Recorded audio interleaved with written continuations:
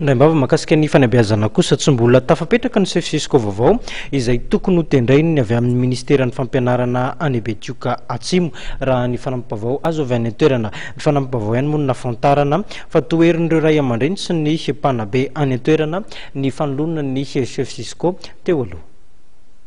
Tao anatin'ny teleherinandro izao dia tsy tomombana ny fampianarana eo anivon'ny CEG sy ny lycée any Betioka Atsimo. Ny ny hesika izay nitanterahan'ny ray aman-dren'ny mpianatra sy ny mpanabe ao anatin'ny sisikony Betioka Atsimo.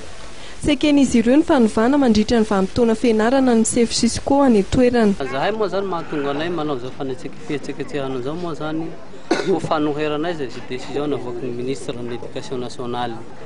Zany hoe tsy hatsahantsinay mihitsy zany zay tolona zao laha tsy misy décision rabesiny haingana dia haingana satria zahay mitaky ny zonay. Ary zahay koa miangavy anao monsieur le ministre izay olo manome lainganao dia mba tsy tokony haino izay ianao fa tokony hizotso atoy zany hahafantaranao ny tena zava-misy ka manainganao an-tanandroa mba ho tonga aty satria zahay tsy hanaiky mihitsy zany satria fa nitsakitsahana ny zo sy ny zonay sy ny vahoaka zany zay raha ataonao ananjy.